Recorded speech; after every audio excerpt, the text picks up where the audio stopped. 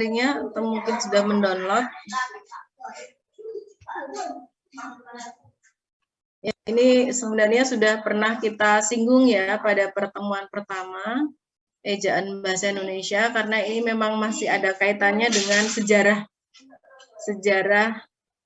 bahasa Indonesia ya, ada sedikit karena memang ejaan ini di dalam bahasa Indonesia sudah pernah mengalami beberapa kali perubahan ya. Jadi dari awal bahasa Indonesia ditetapkan dengan bahasa Indonesia yang sekarang itu sudah mengalami beberapa perubahan ya, termasuk ejaannya begitu. Nah, sekarang kita kita mulai ya dari pengertian ejaan dulu itu apa. Ejaan itu atau dalam bahasa Inggrisnya disebut spellingnya, ini adalah penggambaran bunyi bahasa ya. Jadi orang berbicara itu kan sebenarnya adalah mengeluarkan bunyi-bunyi bahasa.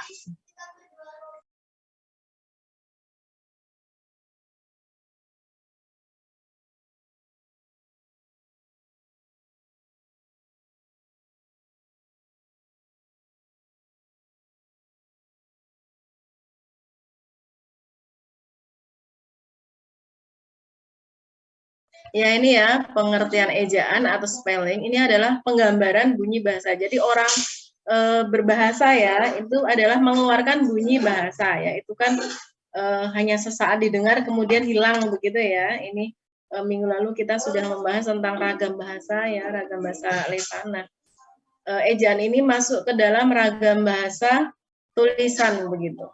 Jadi bahasa ya, ragam bahasa berupa tulisan. Nah, ini tulisannya itu tidak hanya sekedar menulis, tapi ini sudah ada standarnya ya, sudah ada patokannya. Penulisannya bagaimana dan sebagainya.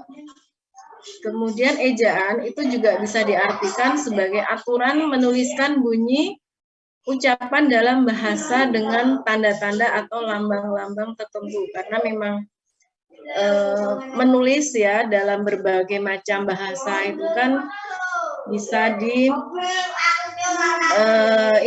bisa dilambangkan ya, tulisan itu bisa dilambangkan melalui berbagai macam cara ya. Misalnya kalau bahasa Indonesia, bahasa Inggris itu kan ejaannya sama menggunakan aksara Latin begitu ya. Tapi untuk bahasa yang lain, misalnya bahasa Arab itu kan menggunakan tulisan Arab.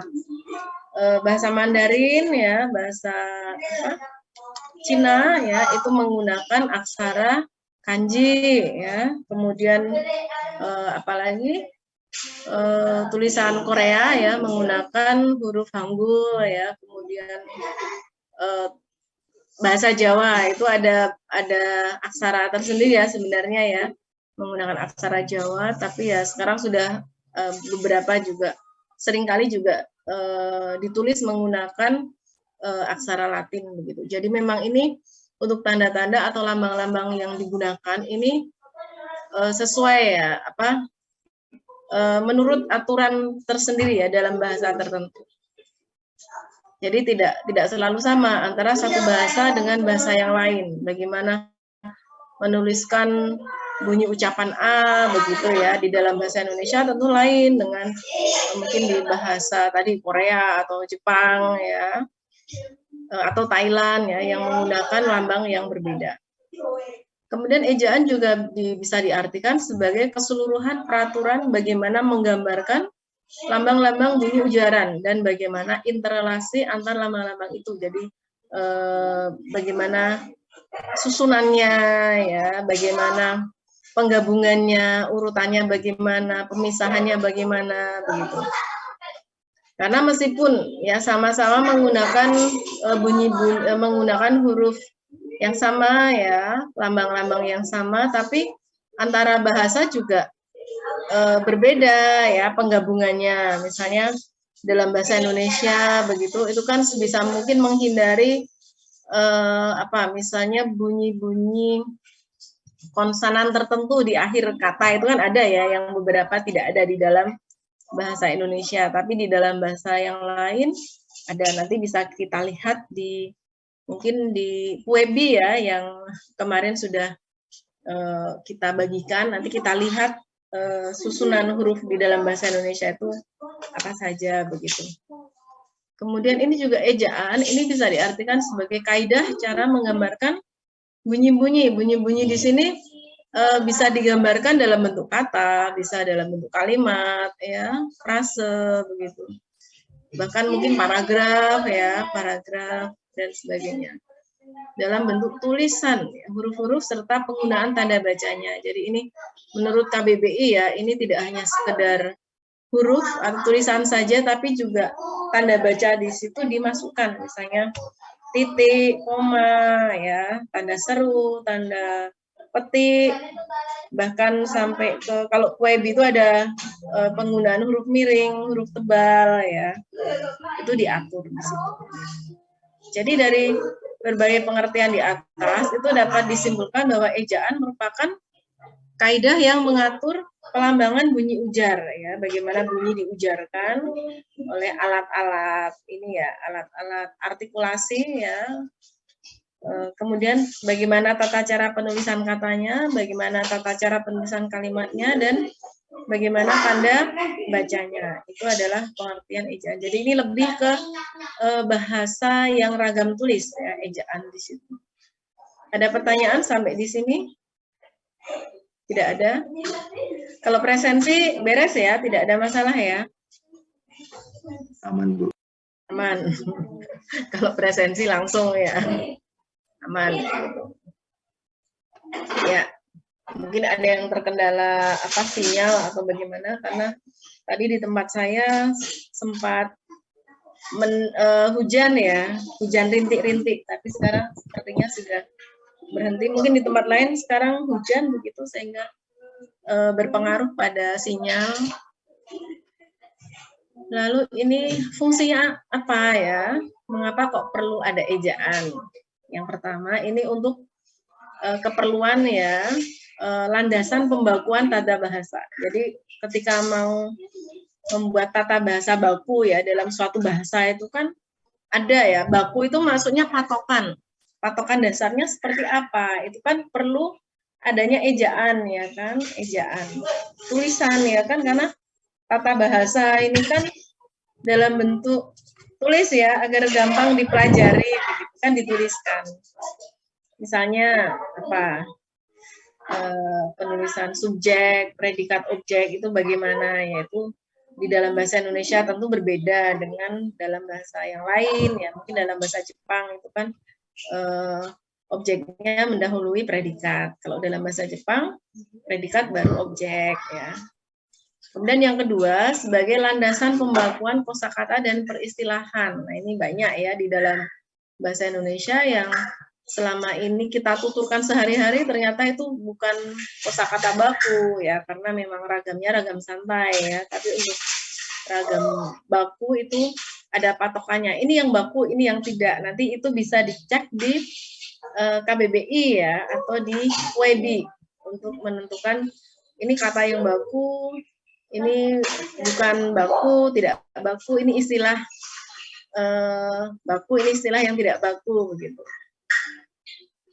Kemudian yang ketiga, ini sebagai alat penyaring masuknya unsur-unsur budaya lain ke dalam bahasa Indonesia. Karena seperti yang kita ketahui ya, bahasa Indonesia ini kan awal mulanya berasal dari bahasa Melayu ya, bahasa Melayu kemudian menyebar ya, menyebar ke seluruh penjuru Nusantara, kemudian dipergunakan oleh banyak orang ya, sehingga bahasa Indonesia yang berkembang saat ini itu sudah mengalami berbagai macam perubahan akibat banyaknya kontak dengan bahasa lain. Bahasa lain ini bisa bahasa daerah, bisa bahasa asing ya. Dan bahasa lain, bahasa daerah atau bahasa asing yang diserap ke dalam bahasa Indonesia itu kan tidak bisa langsung masuk begitu saja ya, tapi harus ada alat penyaringnya, yaitu berupa ejaan ya. Ejaan yang di dalam bahasa Indonesia itu seperti apa ya, bunyi-bunyi konsonan, bunyi vokalnya seperti apa, kan tidak sama ya dengan bahasa misalnya ya yang selama ini banyak sekali masuk ke bahasa Indonesia misalnya bahasa Arab itu banyak ya, karena memang dulu bahasa Melayu itu kan masuk ke bahasa Melayu itu kan perkembangannya sejalan dengan perkembangan agama Islam, sehingga banyak sekali bahasa-bahasa Arab yang masuk ke dalam bahasa Melayu ya, misalnya bunyi fa, begitu, bunyi apalagi bunyi ghain, bunyi ain, nah begitu. Kalau di dalam bahasa Arab dibedakan ya ain dan ghain, tapi kalau di dalam bahasa Indonesia ternyata sama ya, sama-sama menjadi huruf ge, misalnya begitu ya. Jadi itu alat penyaringnya menggunakan ejaan ya. Nanti ya kita lihat Webi. Kemudian membantu pembaca dalam memahami informasi yang disampaikan penulis. Jadi kalau tidak ada ejaan ya, betapa susahnya ya orang memahami informasi yang disampaikan oleh pembicara atau penulis begitu. Jadi dengan adanya ejaan itu kan akan lebih gampang dipahami. Ini maksudnya apa ya? Karena banyak sekali kata-kata yang bersifat homofon. Misalnya apa? Kalau yang paling sederhana misalnya kata bang begitu ya, homofon itu berarti dari bunyinya sama tapi dari tulisannya berbeda ya. Misalnya bang. Saya mau pergi ke bank. Oh, berarti bank. BANK, berarti tempat menyimpan uang. Ayo bang gitu ya. Ayo kita ke bank. Ke Bank Thoyib. Banknya BANG, berarti itu panggilan ya. Misalnya seperti itu. Kan ejaannya beda antara BANG dan BANK. Itu fungsinya ya. Sampai di sini ada pertanyaan untuk pengertian ejaan dan fungsi ejaan. Tidak ada. Kalau tidak ada lanjut ya. Kita mundur ke ejaan bahasa Melayu. Mengapa sih ya? Belajar bahasa Indonesia harus belajar ejaan Melayu ya, karena memang bahasa Melayu itu merupakan cikal bakal dari bahasa Indonesia ya. Jadi dulu ya bahasa Melayu sebelum diangkat menjadi bahasa Indonesia itu menggunakan aksara atau abjad Jawi gitu ya. Nah, ini buktinya apa? Buktinya itu ditemukan di batu bersurat Trengganu ya, bertarikh 1303 Masehi atau 702 Masehi.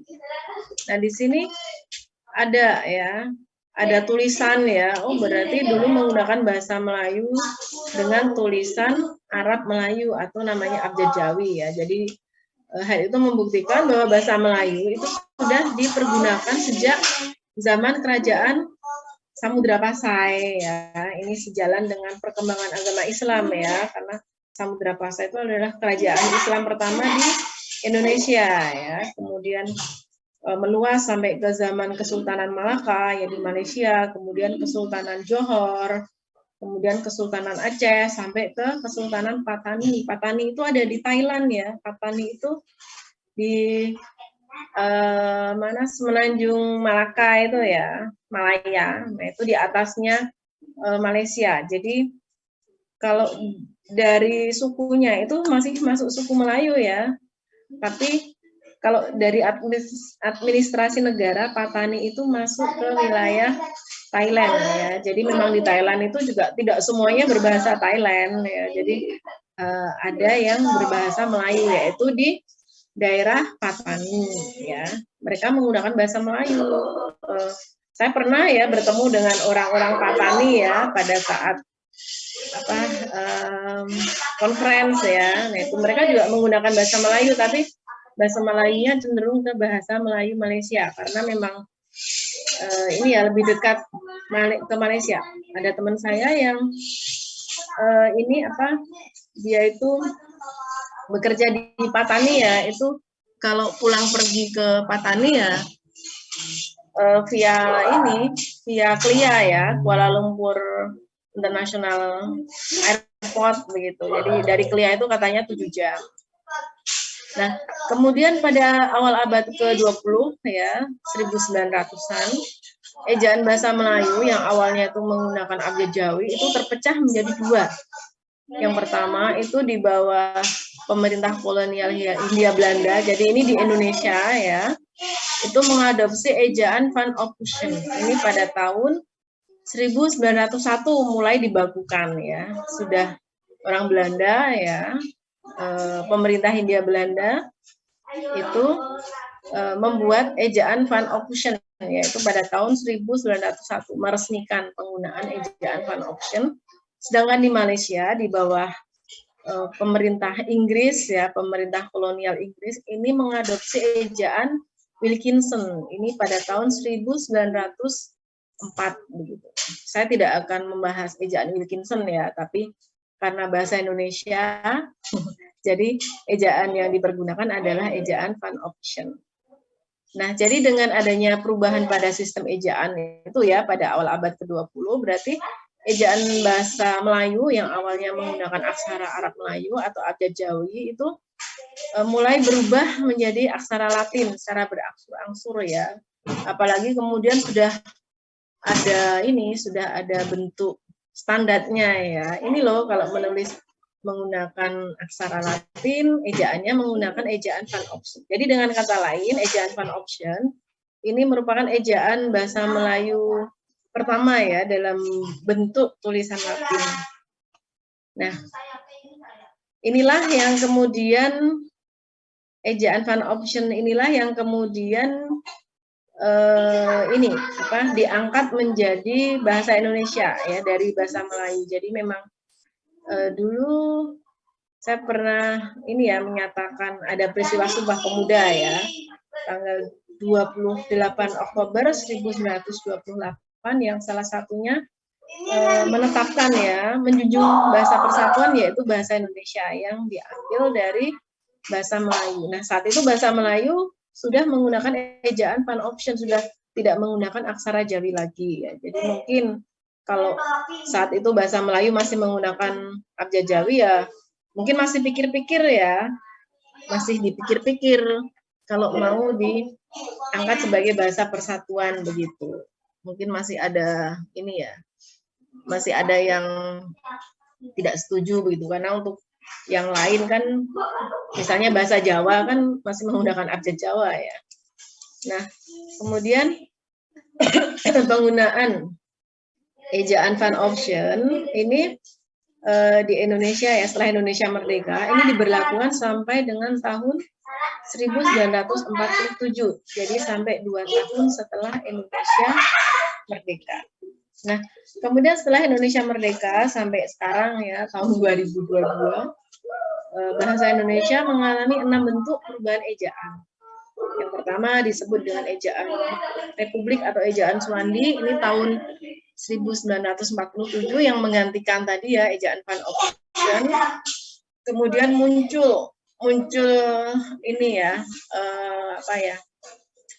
seperti usulan ejaan pembaharuan pada tahun 1956. Kemudian muncul lagi usulan ya ejaan Melindo tahun 1967. Ejaan Melindo ini singkatan dari Melayu Indonesia. Ini adalah ejaan hasil rembukan ya kerjasama antara Indonesia dan Malaysia. Jadi pemerintah Indonesia dan pemerintah Malaysia saat itu rembukan. Ini kita sama-sama menggunakan bahasa Melayu. Jadi bagaimana kalau ejaannya disamakan? Karena Malaysia menggunakan ejaan sendiri ya dulu Wilkinson ya, Indonesia Van Ophusen, kemudian berubah menjadi Suwandi, kemudian Malaysia menggunakan ejaan sendiri ya.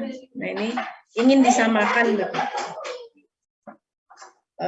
Kemudian gagal ya karena terjadi konfrontasi dengan Malaysia pada tahun 60-an ya. Jadi akhirnya terjadi sentimen-sentimen, akhirnya ini tidak berlanjut ya. Pada saat itu ya. Ejaan pembaharuan juga ya, itu juga masih banyak pertentangan. Kemudian ada usulan lagi ejaan baru. Ini yang dimotori oleh Lembaga Bahasa dan Kesusastraan LBK. Kalau sekarang ya Badan atau Balai Bahasa ya tahun 1967. Ini mengapa kok muncul terus usulan? Karena memang bahasa Indonesia perkembangannya sudah sedemikian pesat ya. Dulu bahasa Indonesia hanya dituturkan oleh orang Melayu ya pada awalnya, kemudian menjadi lingua franca kan banyak sekali ya yang mempergunakan bahasa Indonesia dan merasa sama-sama memiliki bahasa Indonesia, dan banyak kosakata yang muncul di dalam bahasa Indonesia, baik itu dari bahasa daerah ataupun bahasa bahasa asing ya, bahasa Belanda, bahasa Inggris, bahasa Arab ya.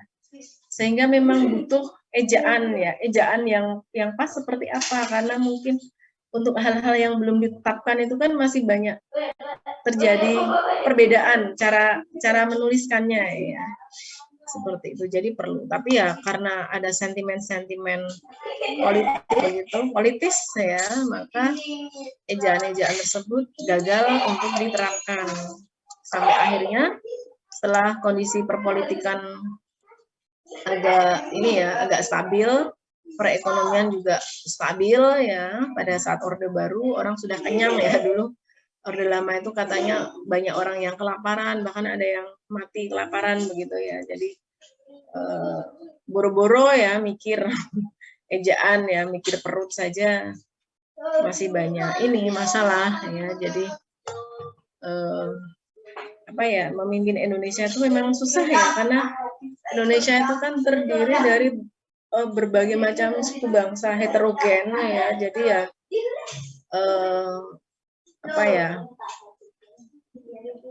harus risetnya harus benar-benar matang ketika menetapkan suatu undang-undang. Jadi kalau undang-undang itu atau aturan yang disahkan risetnya belum matang ya, nanti bisa digugat ya. Sekarang pun juga masih bisa ya. Masih bisa digugat di MA begitu kalau risetnya kurang matang begitu. Nah, ini kemudian lahirlah ya ejaan yang disempurnakan tahun 72.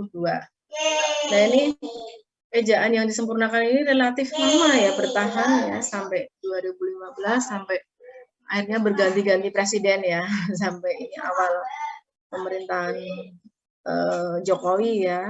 Ini diterapkan ejaan bahasa Indonesia ya, EBI tahun 2015 sampai sekarang. Jadi perubahan ejaan bahasa Indonesia ini tidak semuanya mulus ya. Ada yang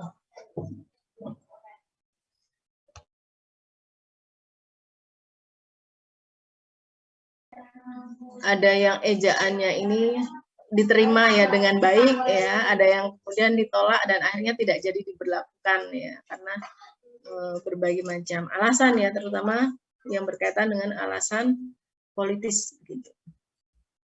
Nah, sekarang kita bahas satu-satu ya. Ini yang dari ejaan Van Option, ini dari tahun 1901 sampai 1947. Jadi, mengapa sih orang Belanda susah-susah ya, bersusah payah menciptakan ejaan ya? Ya, karena memang dulu awalnya bahasa Melayu itu pada umumnya menggunakan aksara Jawi ya, atau Arab Melayu, tapi kemudian karena terjadi kontak budaya dengan dunia Barat ya, maka saat itu kan di Hindia Belanda sudah mulai didirikan sekolah-sekolah Melayu ya, kan ada politik etis ya, politik balas budi, di samping juga itu yang didirikan oleh Belanda. Di samping juga banyak juga orang-orang pribumi sendiri yang kemudian membuka sekolah ya. Misalnya siapa? Raden Ayu Kartini ya, Raden Ajeng Kartini kan juga buka sekolah. Nanti 1900-an juga ada ya Haji Ahmad Dahlan juga ya. Tapi ini masih awal-awal ya, tahun 1800-an sudah mulai ada sekolah-sekolah Melayu begitu. Kemudian mereka menggunakan aksara Latin begitu, tidak lagi menggunakan, ya masih ya menggunakan aksara Arab juga masih, tapi menggunakan aksara Latin karena mungkin ini ya banyak pengetahuan dari Barat yang mulai diajarkan ya, misalnya apa, matematika, kemudian ilmu pengetahuan alam ya, ada fisika, biologi seperti itu.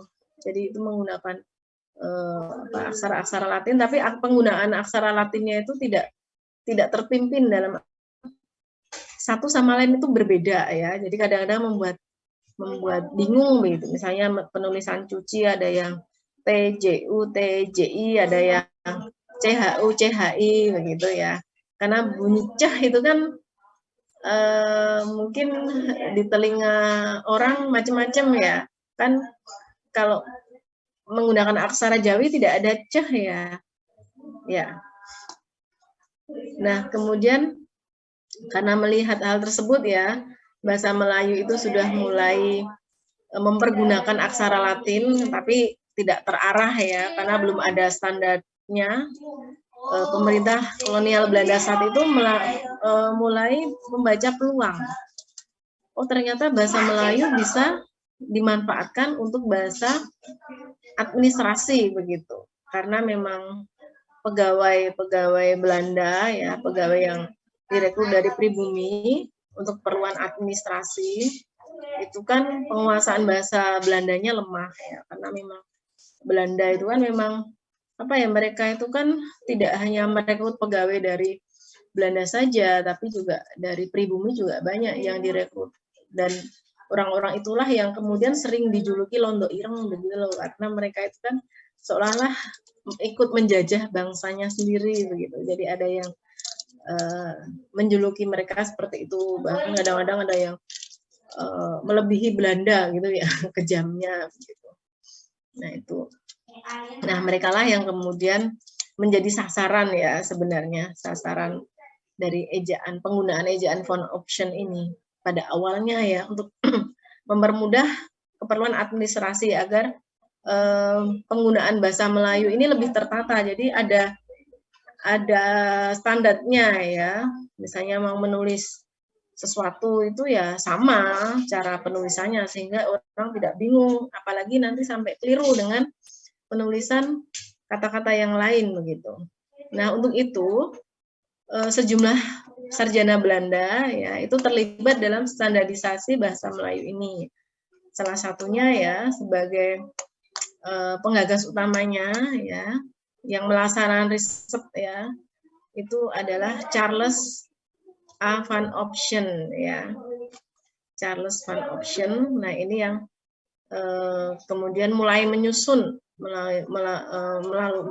mulai melakukan riset ya tentang ejaan dalam bahasa Melayu itu dengan penyusunan kitab logat Melayu. Ini sebenarnya dimulai dari tahun 1896 ya, jadi sebelum memasuki 1900 ya, jadi di akhir-akhir gitu. Akhir-akhir 1800-an ya, 1896. Dia dibantu oleh Nawawi Sultan Makmur dan Muhammad Taib Sultan Ibrahim. Ya, karena lama ya ini ya risetnya ya, dari tahun 1896 baru kemudian ejaannya diresmikan tahun 1901, karena memang untuk penelitian bahasa ini kan memang harus benar-benar turun ke lapangan ya kan, dan memang risetnya ya tidak boleh main-main ya, tidak boleh buat data yang ngawur ya kan. Jadi pemilihan informannya juga harus benar ya. Untuk penelitian bahasa ini kan informannya tidak bisa semua orang jadi informan, jadi ada syarat khusus begitu. Nah, kemudian juga selain dilakukan penyusunan kitab logat Melayu, ini upaya standarisasi bahasa Melayu ini juga dilakukan dengan promosi bahasa Melayu ya, melalui sekolah-sekolah. Jadi tadi sekolah-sekolah Melayu itu yang telah menggunakan aksara Latin secara tidak terpimpin ya, sendiri-sendiri ya, sakar PDBDW begitu. Ini mulai ditertibkan ya, cara penulisannya seperti ini begitu. Kemudian juga dibantu oleh penerbitan karya sastra dalam bahasa Melayu ya. Pada saat itu didirikanlah badan penerbit, yaitu namanya Balai Pustaka. Nah, Balai Pustaka ini kan menerbitkan karya sastra dalam bahasa Melayu ya, diantaranya Siti Nurbaya, ada Layar Terkembang dan sebagainya ya. Nah, itu sehingga mempercepat ini penguasaan bahasa Melayu standar ya di sekolah-sekolah dan di masyarakat pada umumnya. Nah, karena itulah maka ejaan bahasa Melayu pertama ini disebut dengan ejaan Van Option ya. Karena yang menyusun adalah orang Belanda ya. Atau disebut dengan ejaan Balai Pustaka karena saat itu badan penerbit yang aktif mempromosikan bahasa Melayu adalah Balai Pustaka. Sampai di sini ada pertanyaan? Tidak ada? Kalau ada langsung saja ya, langsung angkat tangan boleh atau langsung menghidupkan mic juga boleh.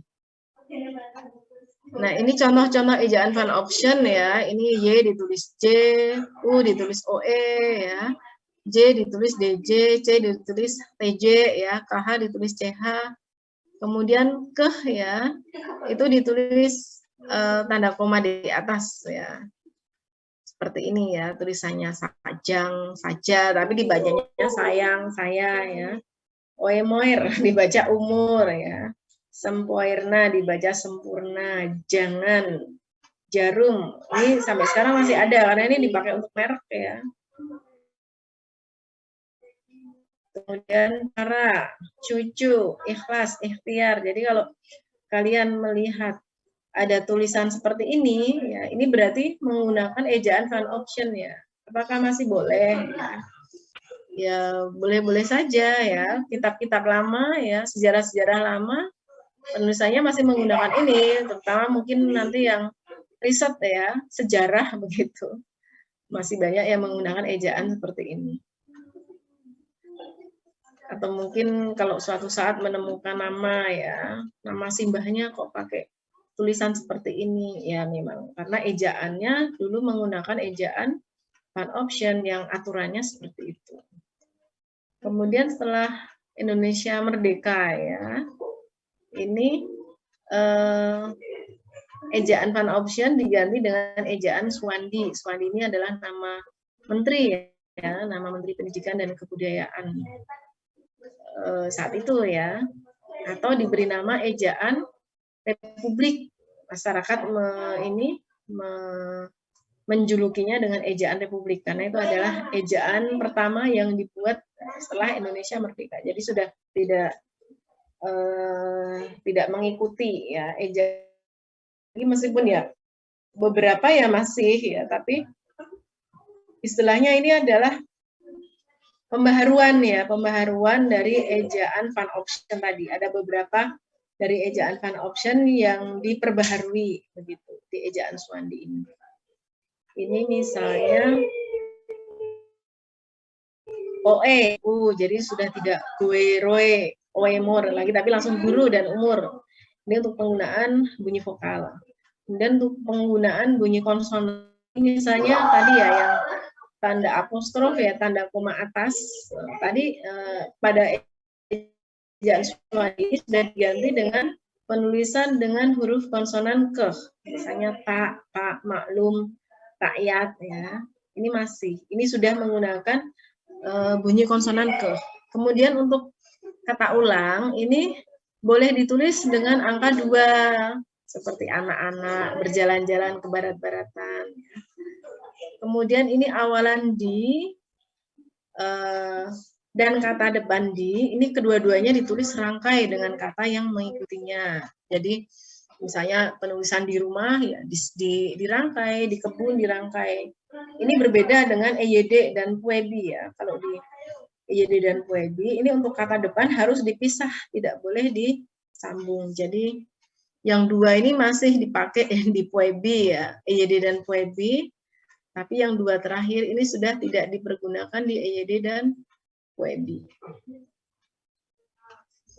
Nah, kemudian kita langsung lompat ke EYD ya, karena tadi untuk ejaan sebelumnya yang sudah sempat digagas itu gagal diterapkan. Nah, ini setelah Indonesia stabil ya, tahun 72, ejaan Suwandi atau ejaan Republik tadi diganti dengan ejaan yang disempurnakan. Kenapa kok disempurnakan ya? Karena ini menyempurnakan ejaan yang sudah ada ya. Dulu sempat ejaannya diusulkan diganti ini, ditolak ya karena berbagai macam alasan. Kemudian ejaan yang disempurnakan ini baru bisa diputuskan, diterapkan ya, mulai tahun 72 sampai 2015. Ini relatif lama ya, dan memang sempat beberapa kali direvisi begitu. Direvisi sampai terakhir tahun 2009 itu masih direvisi. Kemudian nanti 2015 ini sudah ganti ya namanya ya, bukan EYD lagi tapi Ejaan Bahasa Indonesia. Nah ini EYD ini isinya apa saja? Pertama tentang pemakaian huruf, lalu penulisan huruf ya, penulisan kata, penulisan unsur serapan. Dulu di Suwandi belum ini ya, unsur serapan di sini belum dijelaskan begitu. Nah, di EYD ini sudah dijelaskan. Nanti di EBI semakin dijelaskan ya. Ada beberapa unsur tambahan untuk penggunaan unsur serapan. Lalu pemakaian tanda baca dan sebagainya. Ini bertahan cukup lama ya, dan memang perbedaannya lumayan banyak. Ini dari sisi huruf saja ini ada banyak ya.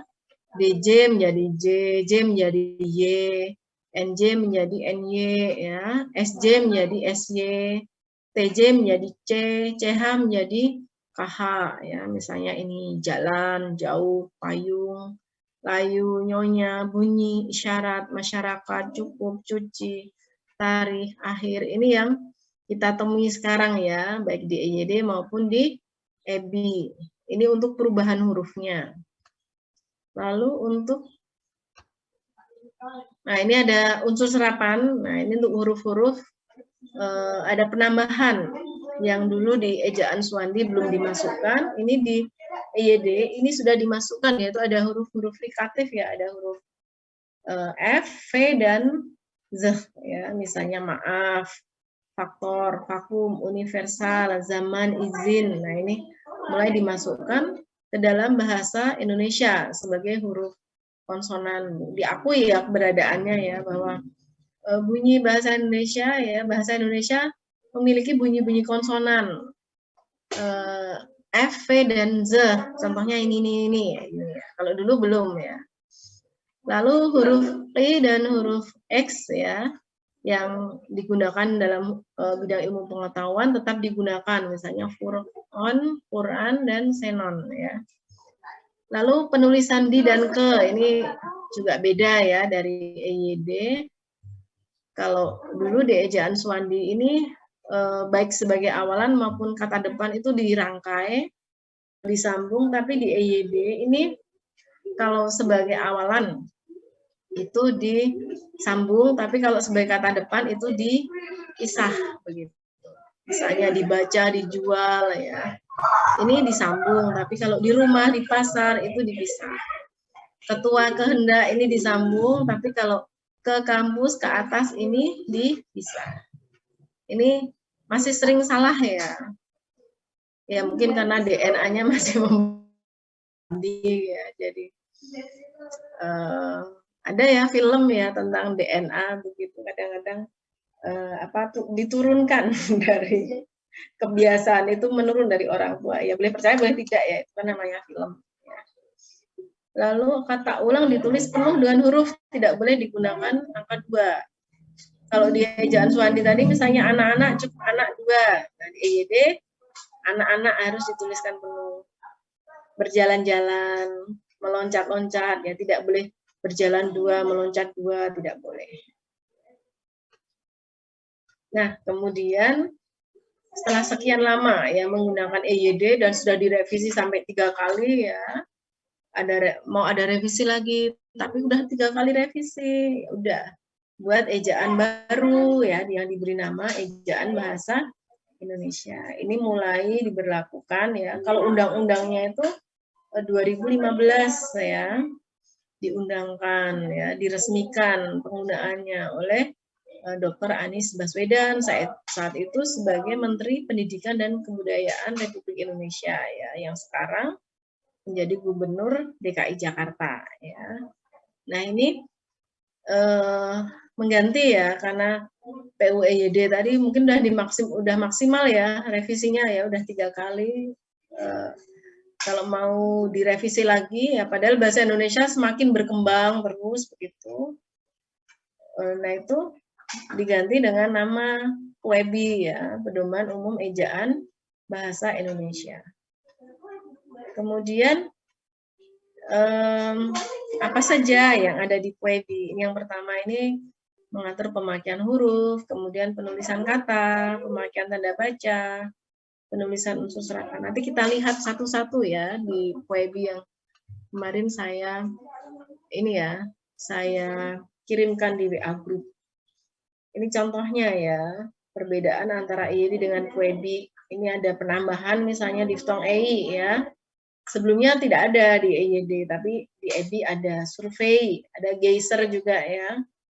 Terus ini penambahan penjelasan unsur nama orang ditulis menggunakan huruf kapital, Jenderal Kancil, Dewa Pedang. Gitu. Kemudian penambahan penjelasan, ya. Penambahan penjelasan kata atau ungkapan lain yang digunakan sebagai penyapaan ditulis dengan huruf kapital. Misalnya, hai kutu buku sedang menulis apa? Ya. Kemudian penambahan catatan bahwa nama diri dalam bahasa daerah atau bahasa asing tidak perlu ditulis dengan huruf miring. Kalau dulu perlu ya, tapi sekarang tidak perlu karena juga sekarang nama diri orang Indonesia juga banyak yang ke barat-baratan maupun ke Arab-Araban kan identik dengan bahasa asing ya. Unsur daerah juga banyak ya. Jadi kan nggak mungkin ya setiap nama ditulis dengan huruf miring. Jadi ya tulis saja apa adanya. Nama-nama orang luar negeri juga tidak perlu digaris miring, tidak perlu ditulis dengan huruf miring karena itu kan nama ya. Di EBI seperti itu. Kemudian penambahan catatan bahwa imbuhan yang diserap dari unsur asing seperti isme, man, wan, wi ditulis serangkai dengan bentuk dasarnya. Jadi tidak dipisah ya.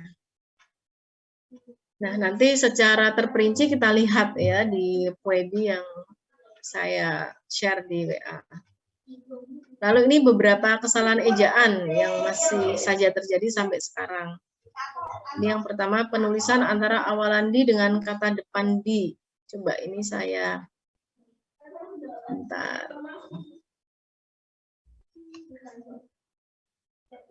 Biar tidak bingung ya, ini saya beri ininya pendeskripsiannya. Bentar, ini sekalian nanti dibaca ya. Ini sertanya berapa ya? 60 banyak ya.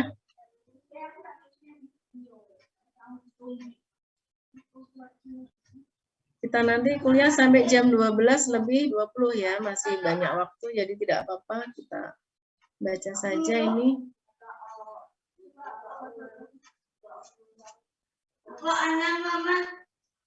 Coba yang pertama Andi Kanatasik, ada tidak ya? Ada? Ada, Bu. Ya. Ada. Ya, bentar. Ini saya cari dulu tulisannya. Ini yang pertama tentang penulisan di ya antara awalan dan kata depan begitu.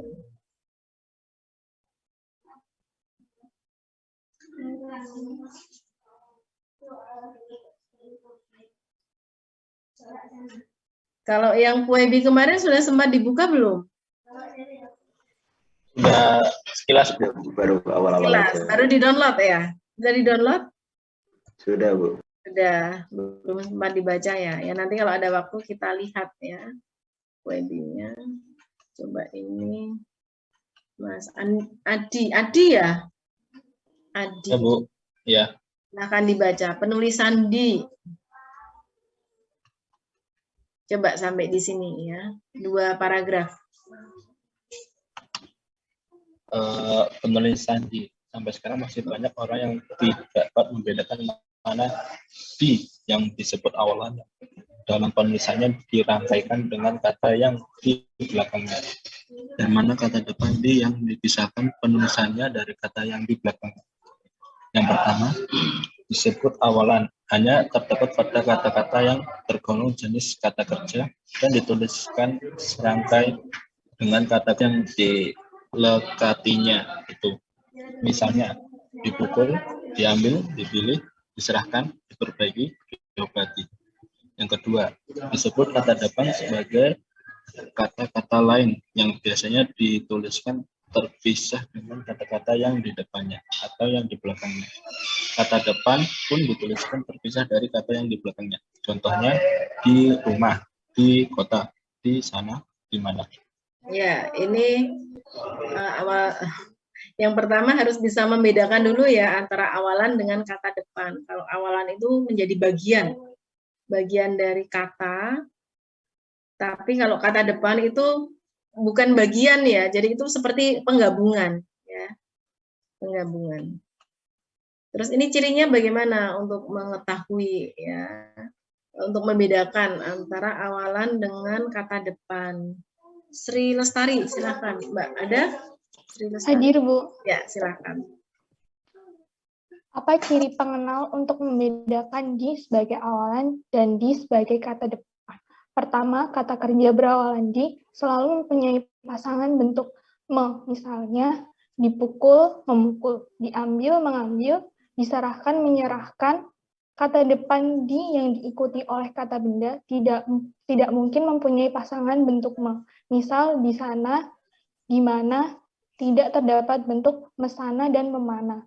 Kata demikian di pada, di sana, dan di mana itu kata depan, dan hanya dituliskan terpisah dari kata yang di belakangnya. Kedua kata depan di mempunyai pasangan, yaitu ke dan dari. Sejak ejaan lama, kata dari dituliskan terpisah dari kata yang di belakangnya. Dari rumah, dari sana. Kalau begitu, di dan ke pun haruslah dituliskan terpisah dari kata yang di belakangnya. Ke rumah, di rumah, ke sana, di sana. Ya, jadi cara mudahnya ya untuk membedakan ini awalan atau kata depan itu cukup diganti ya. Kalau awalan bentuk kata kerja pasif ya. Kalau kata kerja pasif kan pasangannya itu kata kerja aktif. Jadi ini dibuat bentuk me bisa tidak, dipukul, memukul, diambil, mengambil, diserahkan, menyerahkan. Oh, berarti ini adalah awalan sehingga harus disambung ya atau dirangkai. Tapi kalau tidak bisa ya dibuat dipasangkan dengan bentuk me, misalnya di mana, kemana ya. Di sana, mesana kan tidak ada. Berarti ini adalah kata depan dan kata tanyanya nanti menggunakan di mana. Itu cara mudahnya ya. Lalu juga ada pasangan, kalau di ada ke, bisa diganti dengan ke dan dari, berarti itu adalah kata depan. Itu cara membedakannya. Terus ini ya, silakan berikutnya Agung Ramadhani ya. Ada Mas Agung. Ciri pengenal lain adalah dengan menggunakan kata tanya. Kata kerja menyatakan perbuatan. Untuk mengenal bahwa itu perbuatan, kita harus bertanya dengan kata tanya diapakan. Diapakan anjing itu, dipukul. Diapakan anak itu, diobatinya. Dengan demikian, kita tahu bahwa kita dipukul dan diobatinya haruslah dituliskan serangkai karena di adalah sebagai awalan. Kata depan di menyatakan tempat. Untuk kata-kata yang berkata depan, gunakan kata tanya di mana. Di mana ibumu? Di rumah. Di mana dia duduk? Di belakang saya. Begitu juga dengan kata depan ke. Semua kata yang menjadi jawaban pertanyaan kemana, pastilah kata tanya yang berkata depan ke. Unsur ke itu haruslah dituliskan terpisah dari kata yang di belakangnya. Kemana anak itu? Ke pasar. Kau buangkan kemana bangkai itu? Ke sungai. Ya, udah segitu saja ya. Jadi tadi kalau dibuat kata tanya diapakan begitu ya, karena merupakan kata kerja ya, kata kerja pasif ya tadi ya. Tapi kalau kata depan ya berarti kata tanyanya adalah tadi ya, kemana begitu. Ya, ini sekarang ada kata keluar dan masuk. Mungkin bingung ya. Echa Jessica Putri. Masih ada yang bingung. Silakan. Ada kata keluar yang merupakan kata kerja dituliskan serangkai. Lawannya adalah masuk. Ada pula kata keluar lawannya ke dalam dituliskan terpisah. Berikut contoh pemakaian dalam kalimat. Dia keluar dari pintu belakang, lawan masuk. Dia menengok keluar, lawan ke dalam. Dua kata yang merupakan perkecualian ialah kepada dan daripada. Kedua kata itu dianggap sebagai sepatah kata saja dan dituliskan serangkai. Kata kemari pun dituliskan serangkai, karena tidak ada dalam bahasa Indonesia. Di mari dan dari mari sebagai pasangannya. Ya, ini untuk keluar bagaimana? Ya, keluar bisa dirangkai, bisa dipisah ya. Kalau dirangkai itu untuk keluar yang lawannya dari kata masuk ya. Tapi kalau keluar yang dipisah itu sebagai lawan dari ke dalam. Jadi bisa dua-duanya ya. Nanti dilihat konteks kalimatnya. Kemudian sekarang ke partikel pun ya. Partikel pun silakan Mas Adian Wahyu Pratama. Ada? Hadir, Bu. Ya, silakan. Kesalahan kedua yang juga banyak kita jumpai ialah penulisan partikel pun. Ada partikel pun yang diserangkaikan penulisan dengan kata di depannya. Ada pula partikel pun yang dituliskan terpisah. Pertama ialah partikel pun yang ditulis terpisah dari kata yang mendahulunya. Kata yang menggunakan partikel pun itu dapat diubah bentuknya dengan menggunakan kata-kata seperti meskipun, biarpun, sungguh pun yang menyatakan perlawanan. Perhatikan contoh berikut. Dibujuk pun dia tidak akan menurut. Artinya, meskipun dibujuk, dia tidak akan menurut. Lanjut, Bu. Ya. Diberi pun aku tak mau. Apalagi disuruh membeli. Yang berarti biarpun diberi aku tak mau, apalagi disuruh membeli. Nah, ini ya untuk pun yang dipisah ini kalau berarti perlawanan ya. Diberi pun ya dibujuk pun, nah itu berarti pun di situ harus dipisah, jangan disambung. Begitu juga ini ya untuk pun berikutnya ini juga dipisah ya, tidak disambung. Coba Mas Helga Raditya, ada ya? Ada, Bu, ada. Silakan. Partikel pun yang bersinonim dengan kata juga dituliskan terpisah juga dari kata yang mendahulunya. Contohnya dalam kalimat, Amin diundang, aku pun diundang. Amin diundang, aku juga diundang. Apapun yang dimakannya, ia tetap kurus. Apa juga yang dimakannya, ia tetap kurus. Ya, ini kalau bisa diganti dengan kata juga ya, artinya juga. Ini juga dipisah ya.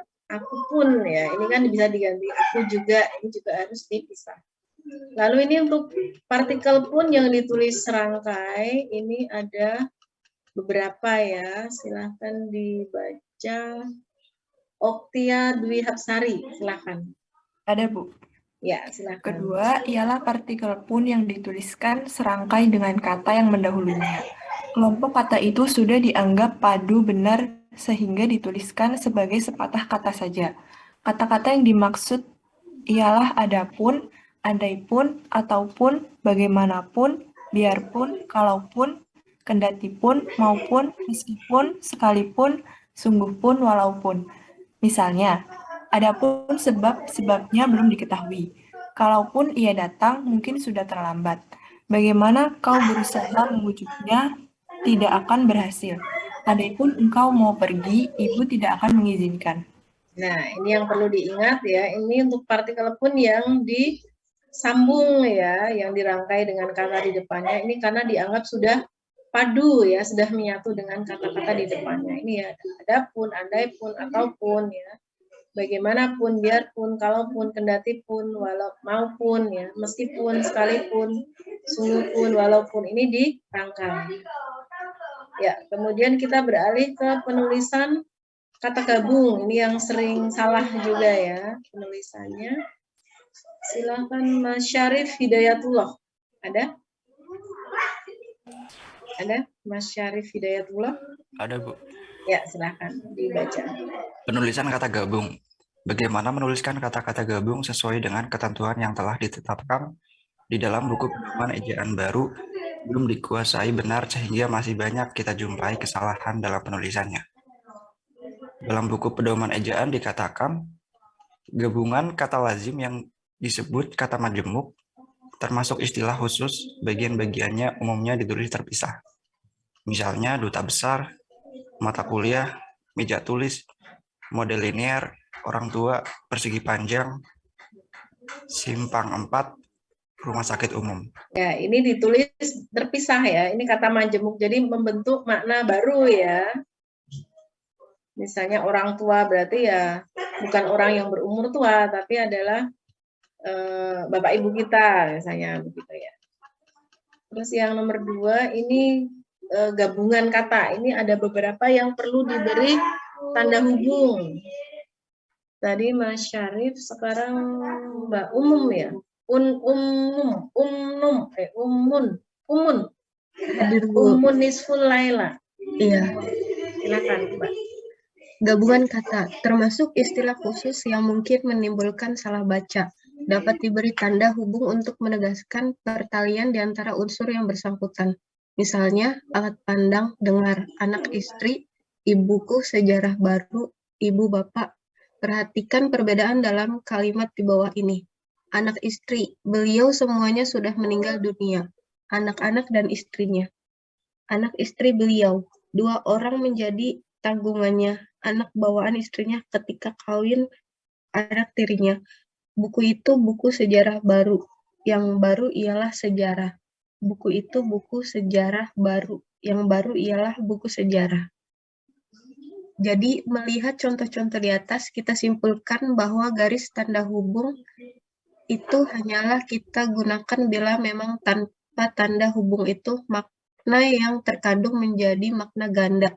Dengan memberi hubung di antara kata yang mengandung hubungan makna yang padu, kemungkinan makna ganda itu disingkirkan. Perhatikan ibu bapaknya, yaitu orang tuanya, ayah bundanya. Ibu bapaknya, yaitu neneknya di pihak ayah.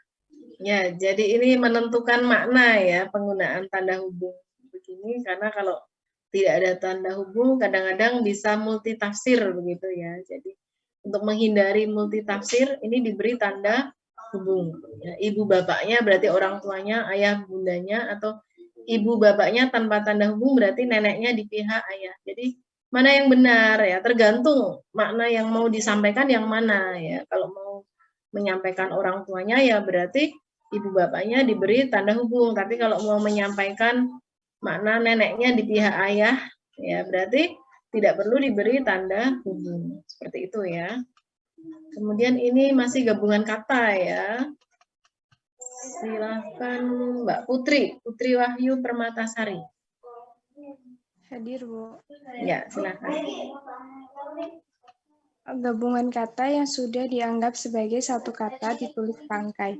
Misalnya, alhamdulillah, apabila, akhirul kalam, bila mana, bismillah, bagaimana, halal bihalal, barangkali, bumi putra, kepada, hulu balang daripada, matahari, padahal, peribahasa, sekaligus, paramasastra, manakala. Ya, mungkin ini dari beberapa kata ini kita sudah familiar ditulis satu rangkai ya, serangkai, tapi mungkin ada beberapa yang kadang-kadang masih kita tulis jadi 2 rangkai ya, misalnya halal bihalal. Padahal ini harusnya dirangkai ya, menjadi satu ya, satu kata begitu. Kemudian apalagi yang sering salah? Bumi putra ya, bumi putra ini harusnya disambung ya, tidak dipisah. Hulu balang mungkin juga ada ya yang dipisah, tapi harusnya disambung. Nah ini ada juga kata gabung yang tetap ya dituliskan terpisah pada saat tertentu dan harus digabung pada saat yang lain. Silakan dibaca dari sini ya. Apa gabung? Tadi Mbak Putri ya. Alifa Salsabila Pradisti. Silakan Mbak. Kata gabung yang mendapat awalan atau akhiran masih tetap dituliskan terpisah. Tidak dirangkai, tidak pula diberi tanda hubung. Misalnya, tanggung jawab, bertanggung jawab, tanggung jawabnya, beritahu, beritahukan, memberitahu. Akan tetapi, kata-kata sekaligus diberi awalan dan akhiran, bentuk dasar diapit oleh awalan dan akhiran sekaligus. Kata itu dituliskan serangkai, yaitu mempertanggungjawabkan, dipertanggungjawabkan, pertanggungjawaban, memberitahukan, diberitahukan, pemberitahuan. Nah, ini ya, ini kalau misalnya berdiri sendiri ya, hanya digabung saja, ini dipisah.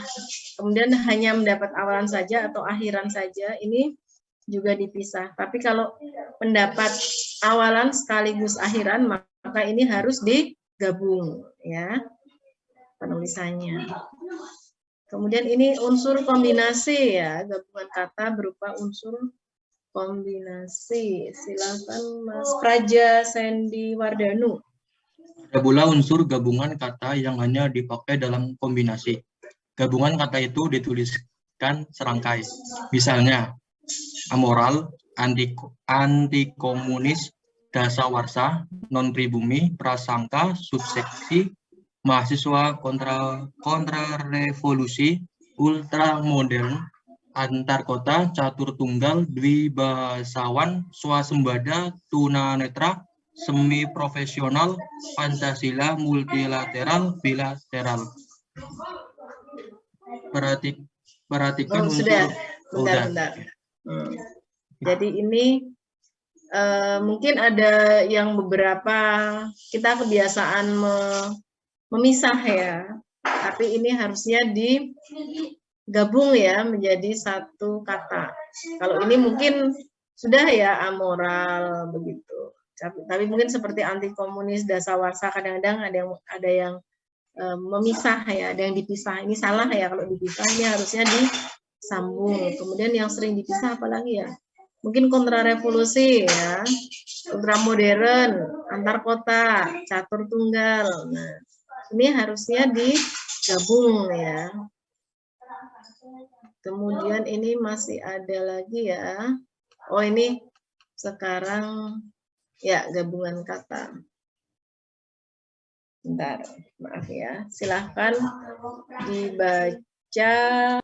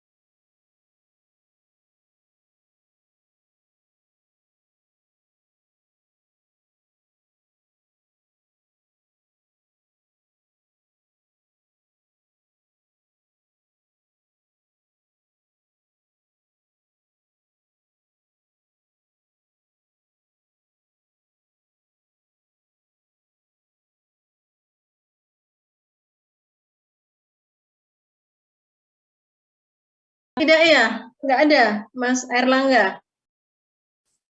Tidak ada? Ada, Bu. Ada, Bu. Coba. Oh, ada. Silahkan, Mas Erlangga. Dibaca. Ini yang perhatikan unsur-unsur bahasa. Perhatikan unsur-unsur bahasa yang bercetak tebal pada kata-kata di atas. Unsur-unsur itu hanya muncul bersama-sama dengan unsur yang lain. Jika ada di antara unsur gabung yang disebut di atas dan diletakkan pada bentuk dasar yang dimulai dengan huruf kapital, antara unsur itu dengan bentuk dasarnya disisipkan tanda hubung. Misalnya, non-Indonesia, pan-Amerika.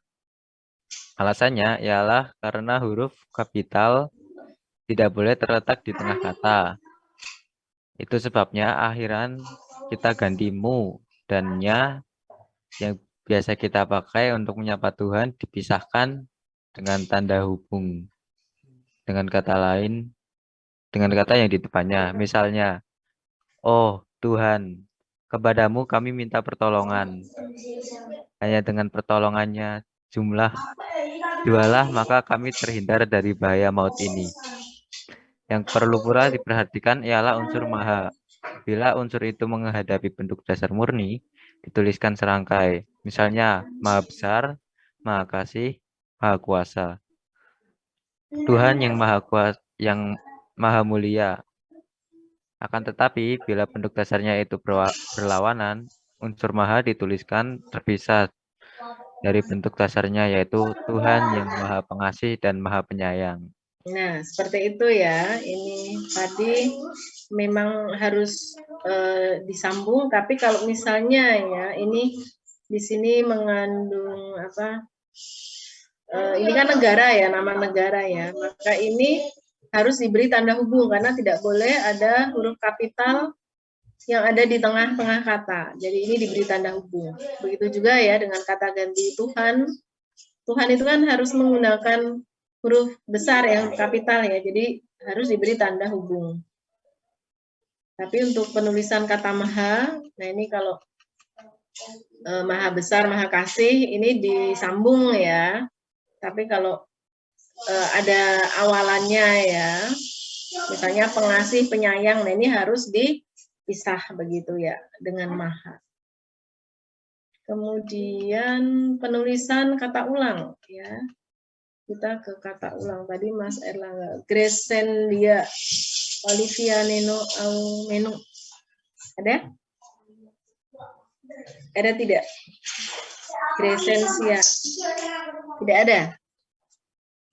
Kalau tidak ada kita ke Navi Septianto. Ya, Bu. Ya, silakan. Di penulisan kata ulang, di dalam ketentuan ejaan Republik, yaitu ejaan resmi sebelum ejaan yang disempurnakan, penulisan kata ulang boleh dengan memakai angka 2, asal kata yang diulang itu dipisahkan dengan tanda hubung dengan bagian yang tidak mengalami perulangan. Misalnya bermain 2, mempermain, mainkan, biru 2, Biri-biri. oh biri. Hmm. Biri-biri, sehari-hari, sehari-harian, buku-buku, terbuang-buang, ditarik-tariknya, kura-kura. Dalam buku pedoman ejaan baru dikatakan bahwa bentuk ulang ditulis secara lengkap dengan menggunakan tanda hubung. Misalnya anak-anakan, biri-biri, berjalan-jalan, buku-buku, dibesar-besarkan, gerak-gerik, menulis-nulis, kura-kura, tulis-menulis, kupu-kupu. Ya, saya kira ini jelas ya, sudah jelas tadi. Jadi kalau bentuk baku ini tidak boleh ada angka 2-nya begini ya, tapi kita sering mungkin masih menuliskan angka 2 seperti ini karena untuk menyingkat ya, mungkin di dalam bahasa WA atau bahasa medsos ya, SMS atau apa begitu. Tapi kalau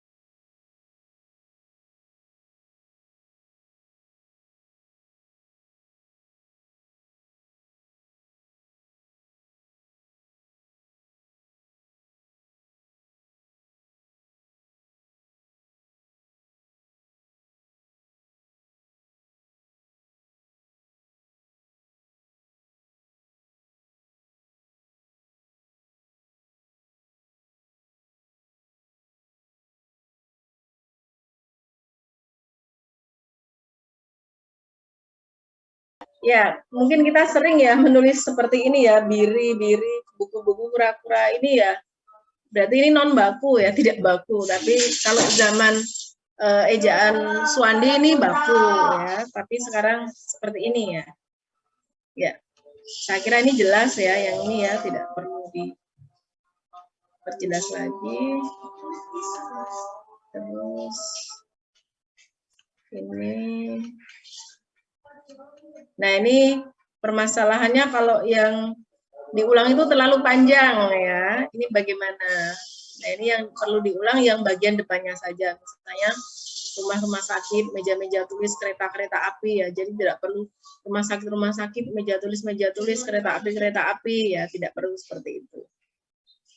Tapi kalau misalnya ini ya, kalau tadi yang padu ya harus diulang semuanya ya. Lalu ini kalau panjang sekali bagaimana? Ya tetap sama ya, misalnya kereta api cepat malam. Tapi mungkin untuk menghindari hal-hal yang sifatnya panjang seperti ini, bisa nanti diganti dengan misalnya banyak, beberapa, segala, semua, atau mungkin dengan kata hitung ya, 1, 2, 3, dan seterusnya. Terus ini sekarang yang ya pemakaian huruf kapital ya, tadi Mas Nafi. Kemudian siapa? Abdurrahman ada, Mas Abdurrahman. Ada? Tidak ada? Abdurrahman, Tasya, Dia Ayu, ada?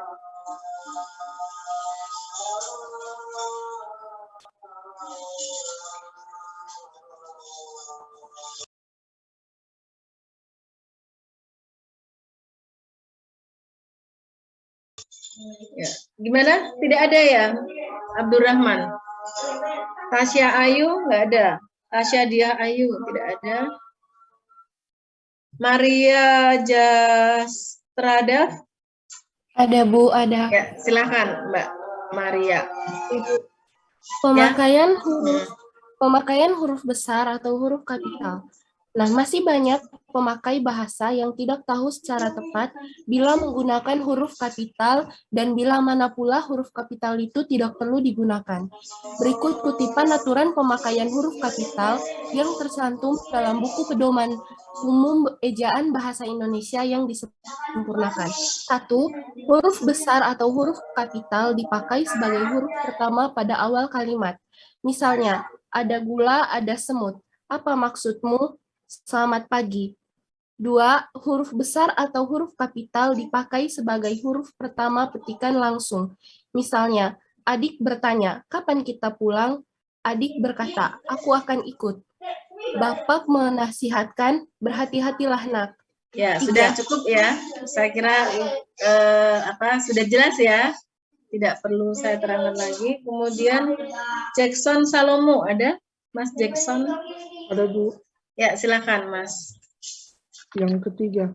3, 4. Ya, huruf besar dan huruf kapital dipakai sebagai huruf pertama dalam ungkapan yang berhubungan dengan hal ihwal keagamaan, kitab suci, dan nama Tuhan, termasuk kata gantinya.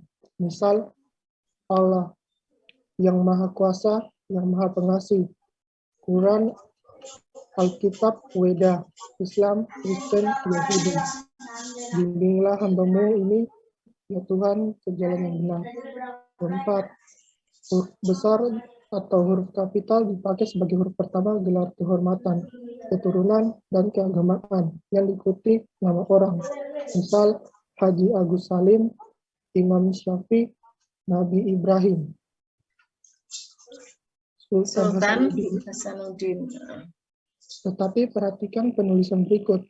Hasanuddin, Sultan Makassar, digelari juga ayam jantan dari timur. Ya, misalnya seperti ini ya.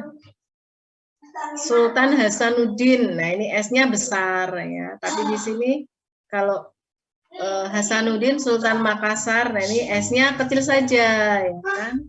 Karena ini Makassar di sini kan nama tempat ya, tapi kalau di belakangnya ini nama orang, maka S-nya ditulis besar ya. Begitu ya maksudnya ya. Terus sekarang nomor 5. nomor 5, nomor 6, nomor 7 ya. Silahkan Mas Hatta Jaya Adikusuma, ada? Ada tidak Mas Hatta? Tidak ada. Kita ke Mas Dava Iyat Yusuf Khairuddin. Ada, Bu. Ya, silahkan. Huruf besar atau huruf kapital dipakai sebagai huruf pertama nama jabatan dan pangkat yang diikuti nama orang. Misalnya, Gubernur Ali Sadikin, Laksamana Muda Udara Hussein Sastra Negara, Perdana Menteri Nehru. Tetapi perhatikanlah penulisan berikut. Siapakah gubernur yang baru dilantik itu? Brigadir Jenderal Ahmad Baru dilantik jadi Mayor Jenderal. Huruf besar atau huruf kapital dipakai sebagai huruf pertama nama orang. Misalnya, Amir Hamzah Dewi Sartika. Huruf besar atau huruf kapital dipakai sebagai huruf pertama nama bangsa, suku, dan bahasa. Misalnya, bangsa Indonesia, suku Sunda, bahasa Inggris, bahasa Indonesia. Tetapi perhatikan penulisan berikut mengindonesiakan kata-kata asing ke Inggris-Inggrisan. Ya, jadi ini juga ya untuk nama, unsur nama ini menggunakan huruf besar ya. Tapi ini kalau tidak ada namanya ya, jabatan tapi tidak ada namanya, ini cukup dengan huruf kecil, Mayor Jenderal. Ini kan tidak ada nama kan di belakang. Tapi kalau Brigadir Jenderal kan ada namanya Ahmad. Jadi ini ditulis menggunakan huruf besar. Gubernur juga ya, kalau ada namanya gubernurnya ditulis dengan huruf besar. Tapi kalau gubernur saja tidak ada unsur nama di sini, gubernurnya ditulis dengan huruf kecil. Kalau untuk nama jelas ya ini ya. Ini juga ya bangsa Indonesia, bahasa Inggris ini yang menunjukkan nama bangsa, suku dan bahasa ditulis dengan huruf besar. Tapi untuk yang bangsa, bahasa, suku menggunakan huruf kecil. Tapi untuk yang ini ya mendapat awalan dan akhiran, ini kan tidak menunjukkan nama bangsa, suku dan bahasa ya, ini sifat ya kan, atau mungkin proses mengindonesiakan ke Inggris-Inggrisan. Ini tidak perlu ditulis menggunakan huruf kapital. Sekarang yang nomor 8 ya, Tasya tadi katanya jaringannya buruk ya, tidak apa-apa. Sekarang Maria Lisis Sastra Kurnia. Justru ada? Silakan, nomor 8, Mbak. Huruf besar atau huruf kapital dipakai sebagai huruf pertama nama tahun, bulan, hari, hari raya, dan peristiwa sejarah. Misalnya, tahun Hijriah, Tarik Masehi, bulan Agustus, hari Jumat, Perang Candu, bulan Maulud, hari Galungan, proklamasi kemerdekaan. Tetapi perhatikan penulisan berikut. Memproklamasikan kemerdekaan. Ya, satu lagi ini nomor 9. 9. Huruf besar atau huruf kapital dipakai sebagai huruf pertama nama khas dalam geografi. Misalnya, Banyuwangi, Danau Toba, Jazirah Arab, Bukit Barisan, Gunung Semeru, Selat Lombok, Cirebon, Kali Brantas, Terusan Suez. Tetapi perhatikan penulisan berikut. Berlayar ke Teluk, menyeberangi selat, ini mandi di kali, pergi ke arah barat, budaya barat. Ya, ini kalau ada namanya menggunakan huruf besar ya. Ini kan nama khas dalam geografi ya. Tapi kalau tidak menunjukkan nama yang khas, cukup ditulis dengan huruf kecil, Teluk saja, kali ya. Selat, tidak ada namanya, jadi tidak perlu menggunakan huruf besar. Terus sekarang 10 ya, 10 sampai 12. Gian Hardiansyah. Ada, Mas Gian? Tidak ada? Kita ke Reza Saputra, ada, Mas Reza Saputra. Silahkan, Mas Reza. Huruf besar atau huruf kapital dipakai sebagai huruf pertama nama resmi badan, lembaga pemerintahan dan ketatanegaraan, serta nama dokumen resmi. Misalnya, Departemen Pendidikan dan Kebudayaan, Dewan Perwakilan Rakyat, Piagam Perserikatan Bangsa-Bangsa, Undang-Undang Dasar Republik Indonesia. Huruf besar atau huruf kapital dipakai sebagai huruf pertama semua kata di dalam nama buku, di dalam buku majalah, surat kabar, dan judul karangan, kecuali partikel dan kata seperti di, ke, dari, dan yang. Untuk yang terletak pada posisi awal. Misalnya dari F. Maria ke jalan lain ke Roma. Pelajaran ekonomi untuk sekolah lanjutan atas. Huruf besar atau huruf kapital dipakai dalam singkatan nama, gelar, dan sapaan. Misalnya, dokter memakai DR, kemudian insinyur, IR, kemudian Master of Arts, MA, kemudian sarjana hukum, SA, Tuan TN, Nyonya MY, Saudara SDR, Profesor Prof. Catatan, singkatan di atas selalu diikuti tanda titik. Nah, jadi ini untuk gelar ya. Oh ya, ini untuk judul ya. Misalnya ini ada kata depan, ini tidak perlu menggunakan huruf besar, kecuali kalau di awal ya. Kalau judul di awal, misalnya dari, ini menggunakan huruf besar ya pada posisi awal. Tapi kalau di tengah, ini tidak perlu menggunakan huruf besar atau huruf kapital. Untuk ini juga ya, ini tidak perlu menggunakan huruf kapital U-nya. Terus yang nomor 13 ya. Faiz Nazir Amrullah. Silakan. Ya, Bu. Ya, silakan. Huruf besar atau huruf kapital dipakai sebagai huruf pertama kata penunjuk hubungan kekerabatan seperti bapak, ibu, saudara, kakak, adik, dan paman yang dipakai sebagai kata ganti atau sapaan. Misalnya, besok paman akan datang. Itu apa, Bu? Kapan Bapak berangkat? Surat saudara sudah saya terima. Catatan, huruf besar atau huruf kapital tidak dipakai sebagai huruf pertama kata penunjuk hubungan kekerabatan yang tidak dipakai sebagai kata ganti atau sapaan. Misalnya, kita harus menghormati bapak dan ibu kita. Semua camat dalam kabupaten itu hadir. Semua kakak dan adik saya sudah berkeluarga. Nah, ini ya, ini juga untuk sapaan harus menggunakan huruf besar, tapi ini kan bukan sapaan ya. Ini hanya menunjukkan hubungan kekerabatan, jadi tidak perlu menggunakan huruf kapital. Sekarang ganti ke pemakaian tanda titik ya. Yang pertama, ini akhir kalimat, ini sudah paham ya penggunaan tanda titik di akhir kalimat. Kemudian singkatan nama orang. Ya mungkin di sini ada juga yang disingkat tidak ya namanya ya. Karena panjang begitu, mungkin ada yang perlu disingkat sehingga diberi tanda titik. Oh, tidak ada ya. Tidak ada. Oh, ada M Wiratama Febri Wahono. Nah, M titik ya, karena panjang ya. Ini diberi tanda titik. Kemudian tanda titik dipakai pada akhir singkatan gelar, jabatan, pangkat, dan sapaan ya. Tadi sudah ya. Doktor titik ya. Tadi kan kaitannya dengan penggunaan huruf kapital ya, D-nya besar. Tapi sekarang penjelasan pada ini penggunaan tanda titik. DC, HK, dokter, dokter, beda ya, dokter dan dokter. Kalau dokter ini D-nya besar, kalau dokter kecil semua tulisannya. Stop, all, SE, ya. Kalau nanti, kalau kalian nanti apa gelarnya? Sarjana apa? Tidak tahu. Eskom, Bu, kayaknya. Apa? Eskom. Eskom. Eskom. Eskom. Eskom. S.com begitu ya? Ya.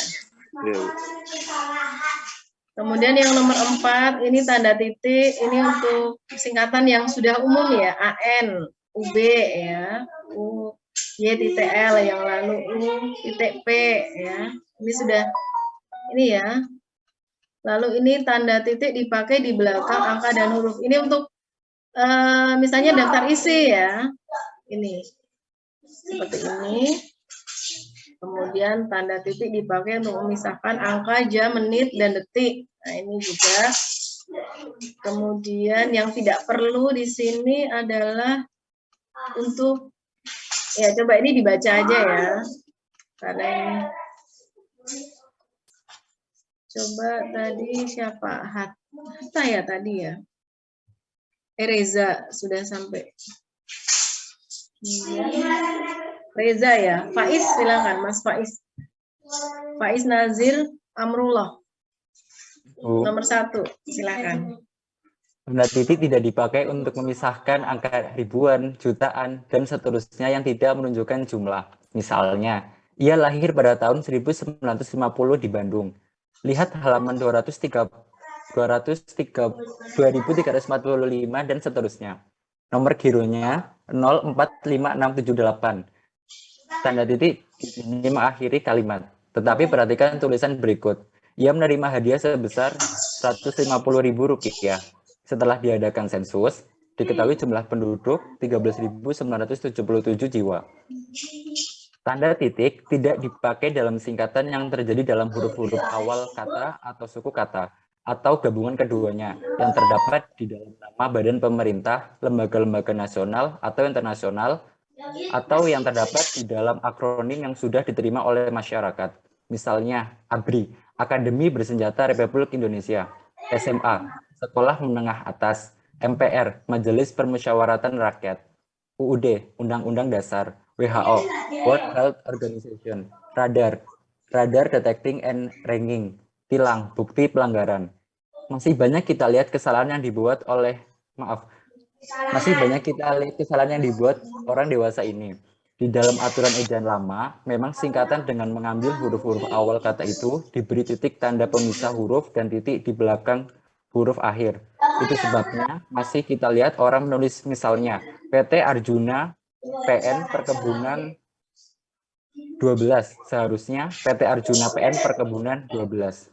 Nah, ini yang masih salah ya, masih banyak orang salah menulis. Ini harusnya langsung PT Arjuna PN Perkebunan 12, tapi ini masih terpengaruh ya oleh ejaan lama ya, ejaan Suwandi. Ini perbedaannya ya antara ejaan Suwandi dengan ejaan yang disempurnakan dan EBI. Nah, ini di EBI dan di IYD ini tidak perlu ada titik ya, langsung PT Arjuna PN Perkebunan 12.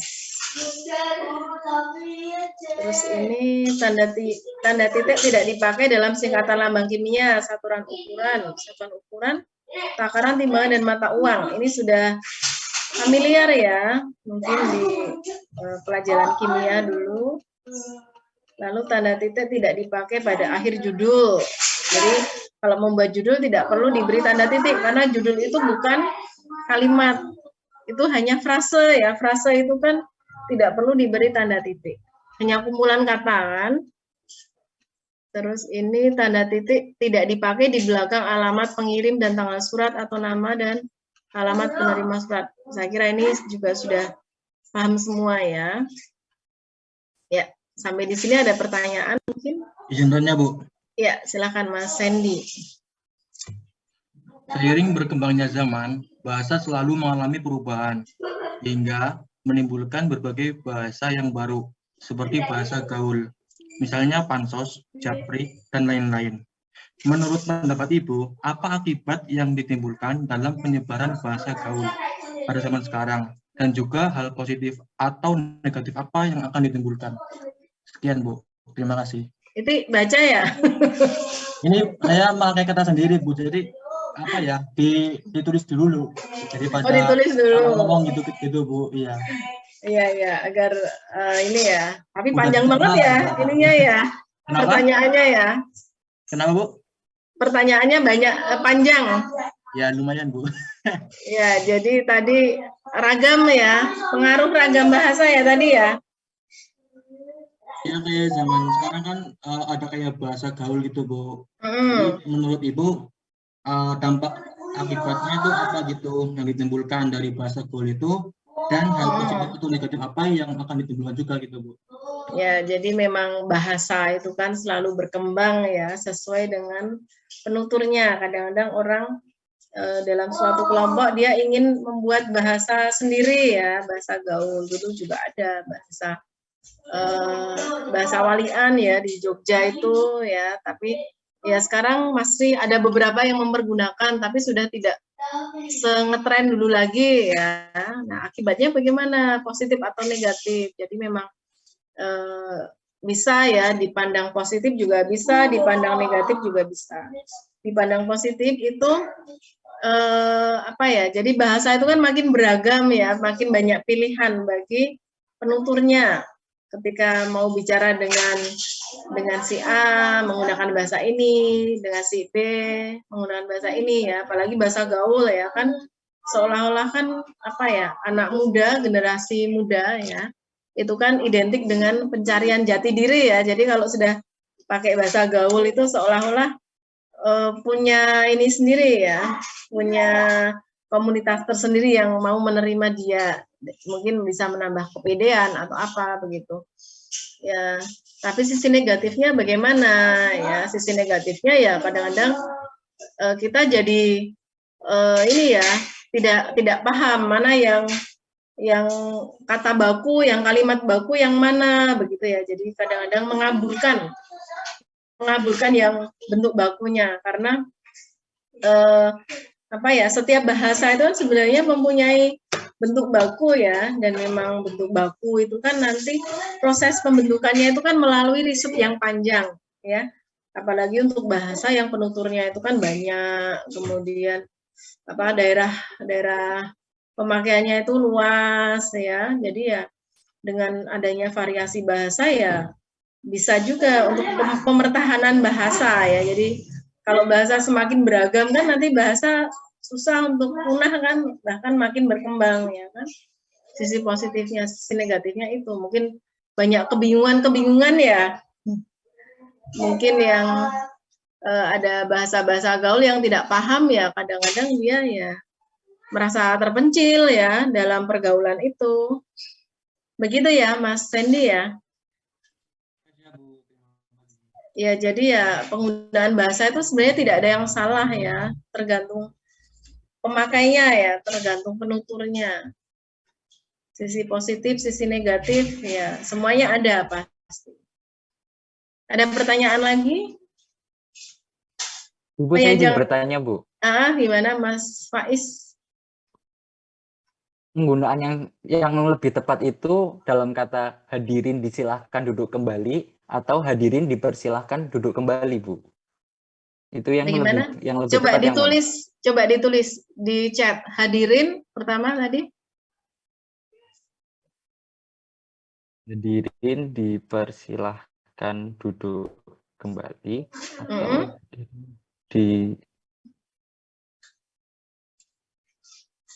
bisa ditulis itu, di chat, Bu. coba.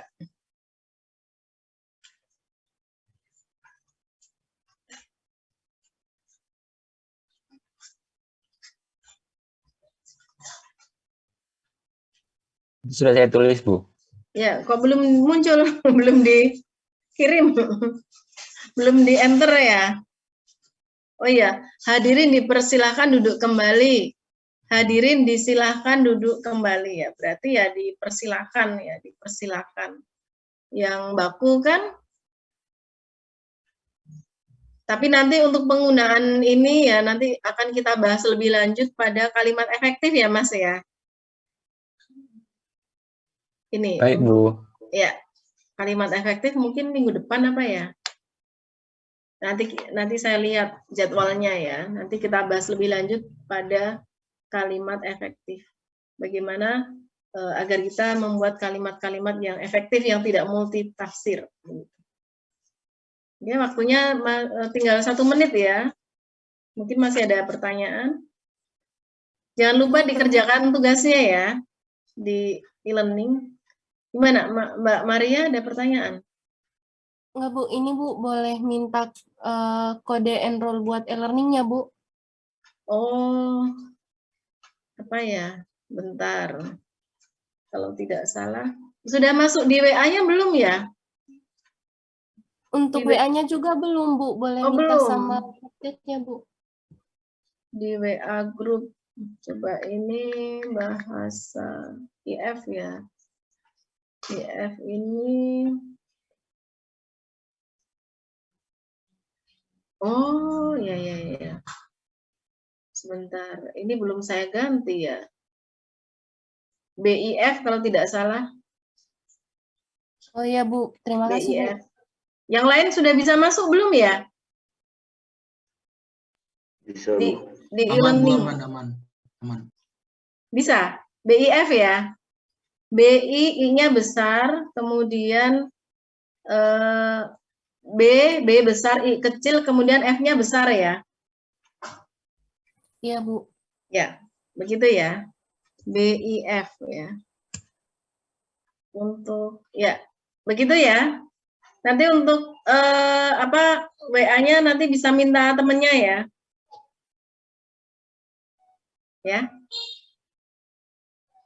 Ya, saya cukupkan sampai di sini. Ketemu lagi minggu depan ya. Kurang lebihnya saya mohon maaf. Wassalamualaikum warahmatullahi wabarakatuh. Waalaikumsalam. Waalaikumsalam warahmatullahi wabarakatuh.